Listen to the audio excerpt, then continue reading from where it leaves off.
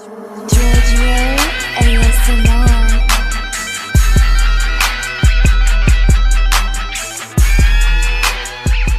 Hey, what's up everyone? This is Giorgio, your friendly neighborhood YouTuber, and I'm back with another WandaVision review for you all, and this is episode 4. And as you will see throughout this review is screenshots from the show, for those of you who may or may not be interested in the show. Basically, this is going to be more of a backstory to Monica Rambeau. That's basically what this episode is all about, and a lot of the things that you didn't expect to happen happened here.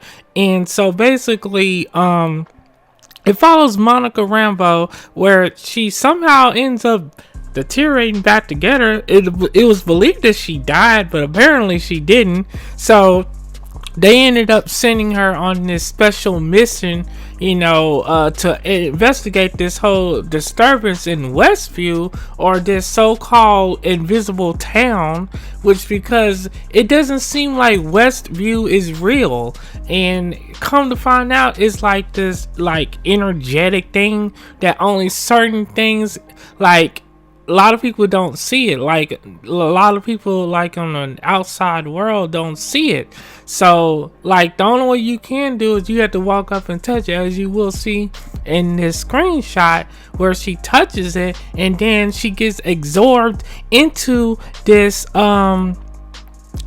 world.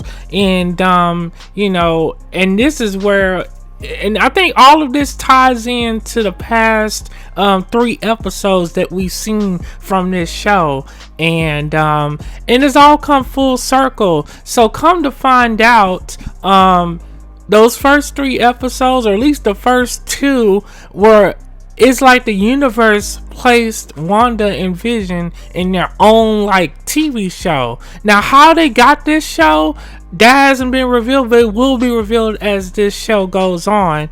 And it's so very, very interesting on how they tied this all in together, because a lot of people was kind of confused about what this show was going to be about, And then from there, of course, Monica Rambeau, she's a part of this organization called SWORD. It's kind of like the Avengers, I guess. They have some affiliation with the Avengers. D-Sizzle, if you see this, let me know more about that. But basically, they ended up hiring this team of people, of experts with technology and energetic fields and all that stuff, to kind of find out what happened with this different version of the world that's past Eastview. And so we even saw Kat Dennings, this actor right here. We've seen her in a lot of great films and TV shows, so it was kind of surprising that they got her in here. And of course, right here, you see the SWORD response base outside Westview, New Jersey, because that's where all of this is taking place in. Which a lot of Marvel stories kind of take place in New York, around New York City, New York area, New Jersey, up north. That's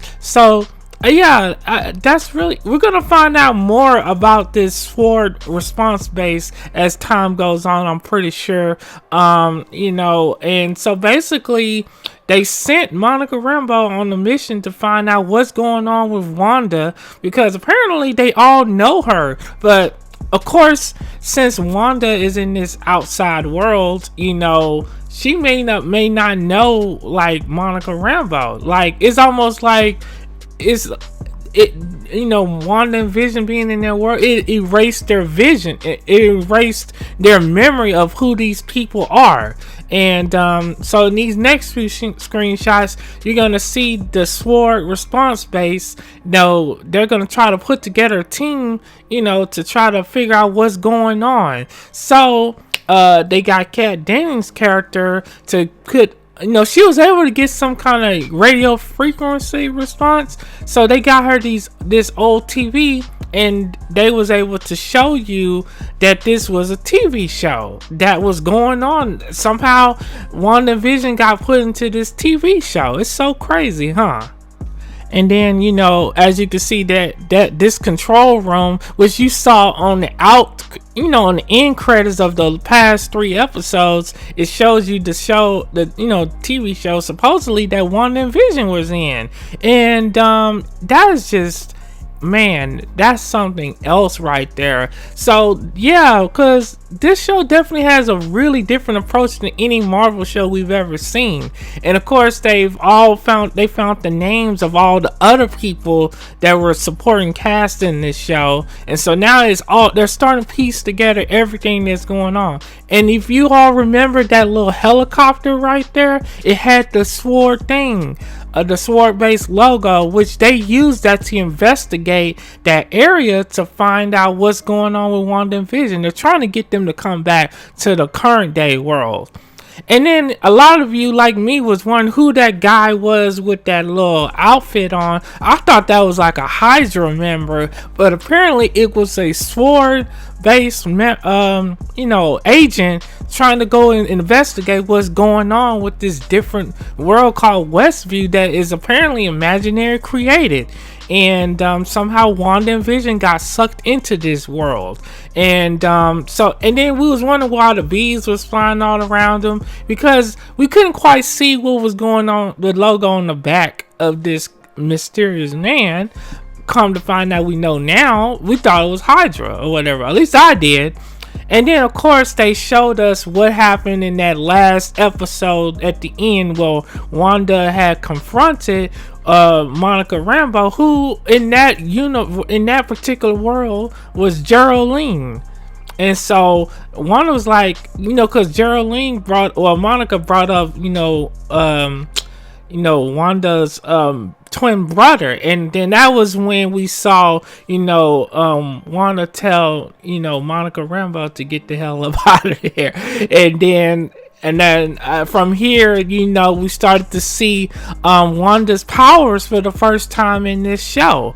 And she just blew Monica Rambeau ass through the doggone house back into Eastview, right outside of Westview or whatever. And that was just crazy. And she blew it back through the energetic field. So apparently, Wanda and Vision do not know that there's this force field right here that's blocking them between the modern day world and the past. And of course, Wanda right here, she can't believe the fact that she has these powers now, and it kind of still surprising to her.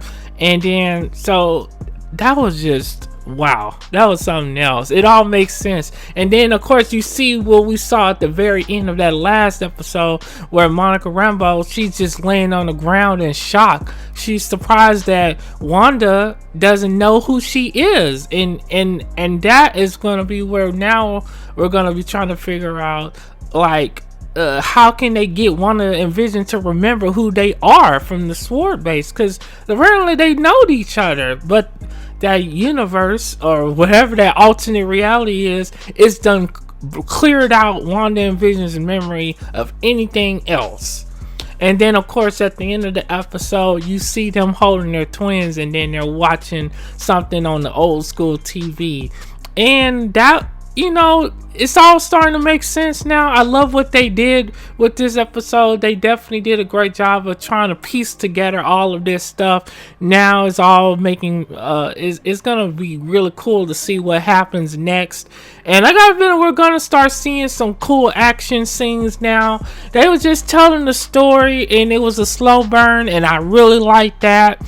And now we're going to get to the good stuff. And I like that they played that old school Jimi Hendrix song, which that was Hulk Hogan's song when he was Hollywood Hulk Hogan in the NWO and WCW in late 97. So I like that they used that song to close out this whole thing.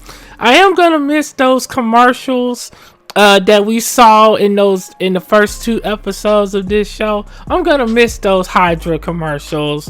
Hopefully they'll find a way to include something like that again. That was really cool. It was a nice little touch. And you know what? Maybe it was Hydra who had something to do with Wanda and Vision not remembering this other life that they had. Maybe they were the ones that put them in this show. So anyways, thank you all for tuning in. Let me know what you think about this episode. What do you think the main plot is going to be going? What do you think the main plot is going to be going forward? I can't wait to talk to you more in the comment section below. You all be blessed. Thank you for tuning in, and hit the notification bell, set it to all so you don't miss anything that happens next on this channel. This is Giorgio, your friendly neighborhood YouTuber. I will catch you all next time. Peace out.